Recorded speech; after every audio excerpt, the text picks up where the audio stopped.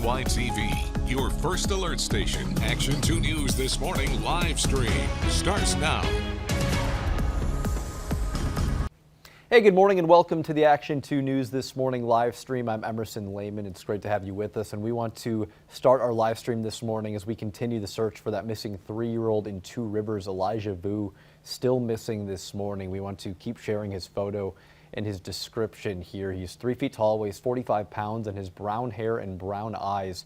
He was last seen wearing gray pants and red and green dinosaur slippers, and he could be carrying a red, white, and black plaid blanket. He also has a birthmark on his left knee. Police confirming that Jesse Vang and Katrina Bauer, Elijah's mom, are in custody and could be charged with child neglect. They are expected to be in court this afternoon on a bail hearing.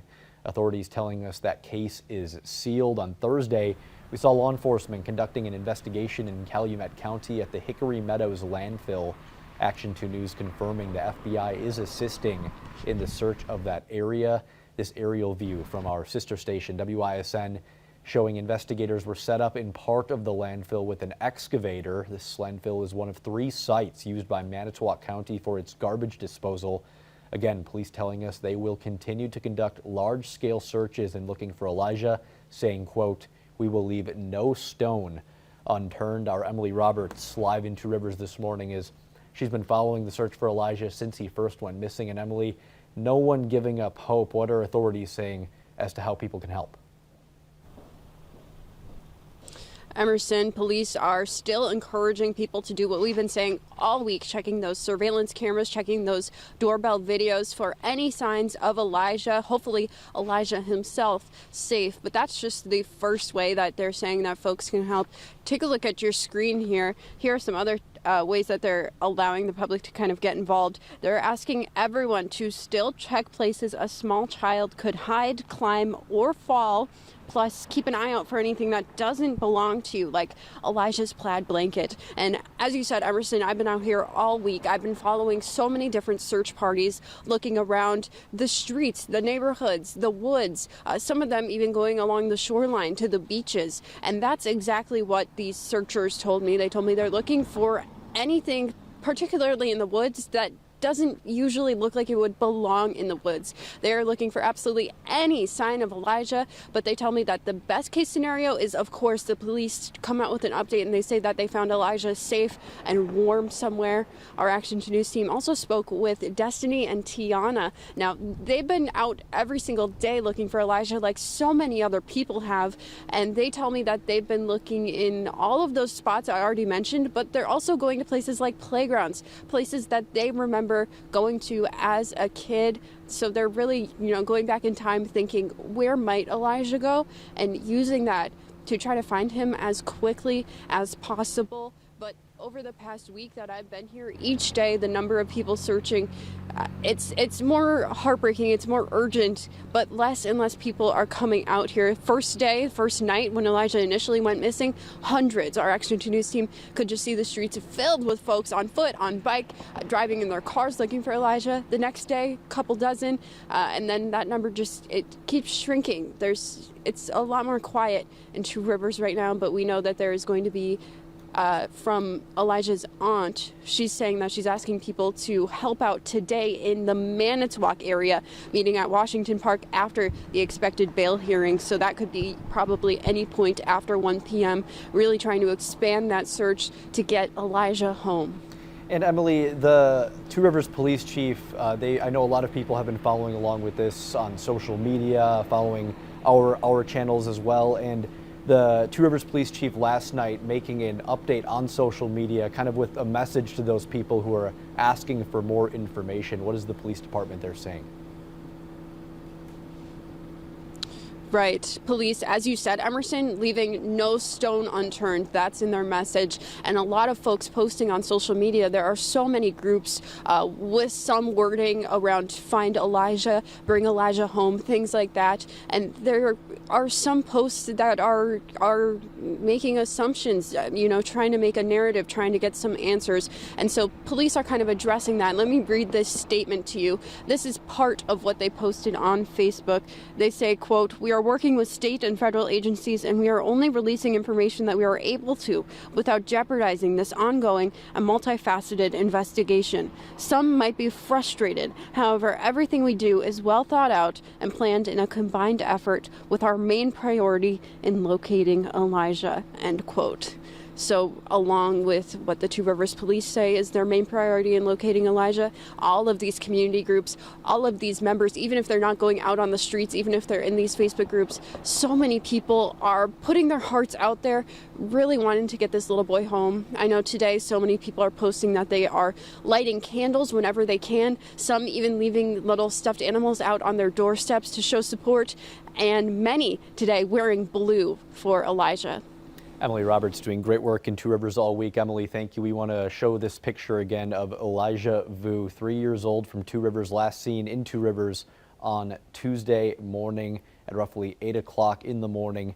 If you have any information on his whereabouts, where he might be, if you find anything that you think could help in the investigation, you're asked to call the state tip line. That number right there on your screen. It's 844-267-6648. And now it's time to turn our discussion to Chief Meteorologist Steve Balon this morning. And if people were enjoying that taste of spring that they had out there, I know I had my screen patio open, letting kind of the breeze come in. Yeah. I was loving it yesterday, and now it's going to be below freezing today. Oh yeah, today's not a day to open up the windows. It was nice maybe to get a little bit of fresh air into your house, especially since you go through several weeks or months when it's kind of stagnant. But now the cold winter weather has returned, and this is our next weather maker. We were first alerting you to this yesterday. It's going to be arriving this morning, and you'll know that it's in your neighborhood as we pick up a brisk northeast wind. So our forecast doesn't have those temperatures rising in the 50s like we've seen the past couple days, Emerson. We'll see 30 degrees in Green Bay at 8 o'clock this morning, and then we drop back into the 20s. And really, that's only half the story, because the wind is going to make it feel even colder. Like our wind chills will be generally in the teens. So yesterday afternoon, it felt like the 50s. Now it's going to feel like the teens. So really, that's like a feels like temperature drop about 40 degrees. That's a sharp change. If that's not Wisconsin, I don't know what is. It wouldn't be so bad if it wasn't for the wind out there, right? Right, yeah. That sounds like a most Midwestern thing to say, if it wasn't for the wind. So we're at 32 right now in the Valley and Green Bay, but to the north there's some 20s, 22 in Iron Mountain and Escanaba. That's where both those locations have wind chills in right around 10. Ooh. And it was funny because I don't know if you could see it from home, but I saw you go like this. Your eyebrows went up, You're like, whoa, wow. So this colder air is going to be spreading south into the valley, because behind this cold front, which is digging into the valley, there's this northeast wind. And as it comes off the bay and off of upper Michigan, it's going to be brisk and tap into that Canadian air that's been lurking north of us for, for most of this winter.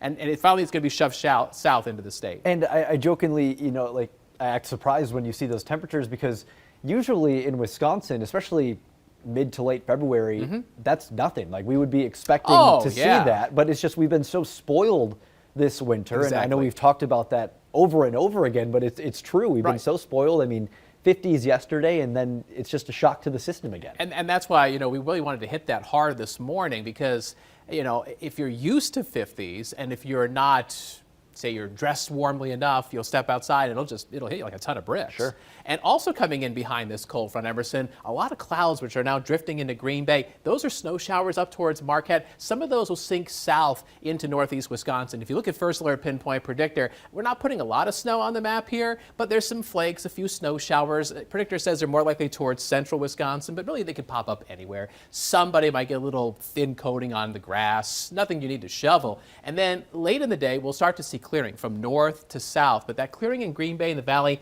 may not occur until about sunset. So in general, mostly cloudy skies, and then it looks like it's going to be mostly clear as we go towards tonight. The Wisconsin roller coaster just continuing. Roller coaster.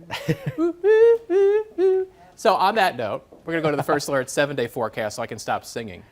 And this really shows the roller coaster. Oh, Look at these temperatures. I mean, buckle up. 30 today, 35 Saturday, 49 on Sunday. So we do go back up by the end of the weekend. We go all the way to 60 Tuesday afternoon, and then Tuesday night into Wednesday, a storm system comes through with some showers, switching over to snow showers on Wednesday as the temperatures plummet in the midweek. I'll be honest, the latest data in the First Alert Weather Center, not as robust about that storm system and the amount of precipitation that we're going to get, but between now and then, a lot can change with the computer models, so we'll keep tabs on it as it gets a little bit closer. All right, Steve, thank you. Now coming to hang out with Catherine in First Alert Traffic, and we were talking in the break. It's nice to see daylight on our sky cams at 6:30, 7 in the morning. Usually it's still dark at this point in the winter months. Totally. Sunrise is like 6:40 these days. Love that. Yeah, and so much of the winter, I mean, obviously you can still get information from them, but we're looking at the traffic cams. Lots through of the winter. headlights, right? Headlights, and it's hard to see, whether the pavement's slippery. So yes, I'm just loving that we can see right here the Schwabenau area, 41 and Ashland Avenue. This is the Ashland, flyover there, and both directions on 41 look pretty good right now. And fortunately, that's really been the case all over Northeast Wisconsin this morning. Nothing too crazy to be following along with. No. Drive times looking decent as well. Yeah, we don't really have slippery stretches, and the drive times right now look good on 41 between the Fond du Lac and Oshkosh areas. Normal, about 16 minutes north or south, and then east-west on Highway 23 between Fond du Lac and Sheboygan. That's normal too, about a half an hour either way. All right, love seeing all that green, Catherine. Thank you so much. First Alert Safety Desk time now with Aisha, and this was a number that I was a bit surprised by. Close to half of U.S. adults knowing someone that is overdosed in their lives. And getting really impacted by it too. So during the newscast, I talked about how we want to go more in depth into this because the one thing I didn't get to talk about is that this study, and what the headline is, more than 40% of Americans know someone who died of drug overdose. 13% say deaths have disrupted their lives. So that second part is all about talking to those people who have survived. They're survivors. They know somebody who overdosed. And so what it says is that there's little research in talking about those people and how they're impacted. And it even says each suicide death is estimated to affect the lives of as many as 135 U.S. adults. So it's talking to those people who were sort of left behind and they're brokenhearted or they're feeling empty, and seeing moving forward the impacts to their lives. So that was something that I didn't really get to touch on. That's so important because, like you mentioned, we think of the overdose deaths. These are the people that lose their lives to addiction and this epidemic, but then you don't always think about the mothers, the fathers, brothers, sisters, husbands, wives, just anybody that is so close and has this connection with. These are human beings. Exactly, and that's exactly right. So they're not just numbers, they're humans. The bigger part of it too, and something that we've constantly been reporting on, is fentanyl. So we've done countless stories with that, and this study talks about what we already know, that it doesn't take much of the drug to kill, and it's showing up in different drugs like cocaine. So people are taking it without even knowing that they're taking it. So the study was pretty interesting stuff. We also talked about the opioid epidemic here in Wisconsin.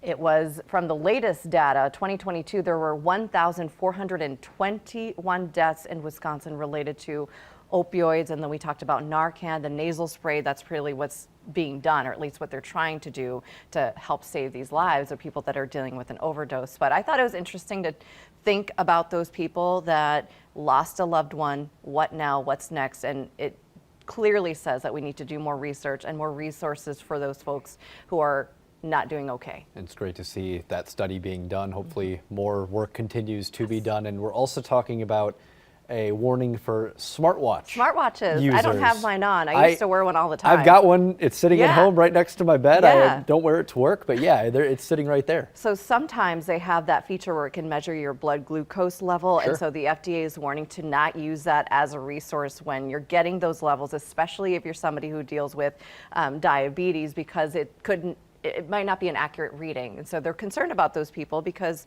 it could be life-threatening. That warning going out this week, and it says that just be careful, look at the different brands, look at what they're advertising. It could be false advertising. Even the FDA has gone so far as to say that. But just keep in mind that there are other authorized devices and ways for you to check your blood glucose levels, and don't totally rely on these smartwatches or rings to do that for you. Talk to your doctor, and the FDA pushing healthcare providers to make sure that they're talking to people who need those authorized devices to not so much lean on these. And they're really helpful. They do a lot of really cool things. Absolutely. But when it comes to your health, and if it's life-threatening, you don't want to mess around with that. Still want to make sure that you're checking all the boxes when it Exactly. comes to your health. Great first alerts as always here at the Safety Desk. Aisha, thank you so much. And before we go, it's a Friday in Wisconsin, so of course we're talking about cheese. Check this out. Speaking of the cheeseheads, more than 20 area cheese and dairy makers set to compete for the coveted World Champion title. They're competing in the 2024 World Championship Cheese Contest. That's next month in Madison. And their products are among over 3,300 entries across 142 classes of dairy products. I didn't realize there was that many dairy products to have that many classes. I'm very intrigued by this.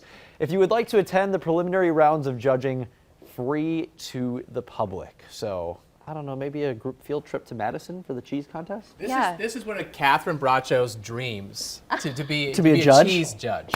I would love it. I did a cheese carving contest when I was working in Wausau, and I won. What did you carve? The show in Wausau, it's our sister station actually, it was Sunrise 7. So I made a little sunrise and then a 7. And I'm not going to lie, I love that. I think it was rigged. I think they told, the judges said, The truth comes the out. judges said we woke up with him all morning, or all week long as they were preparing, waking up early morning hours. So I think they were fans of the station. Maybe and they the morning see show. you. And Maybe they wanted you to carve the armed knight that's on their the logo. You know. I mean, Take some skill. there was a radio host that did this really cool like radio microphone. I'm looking at him Ooh. next to me. I'm like, this guy's gonna win.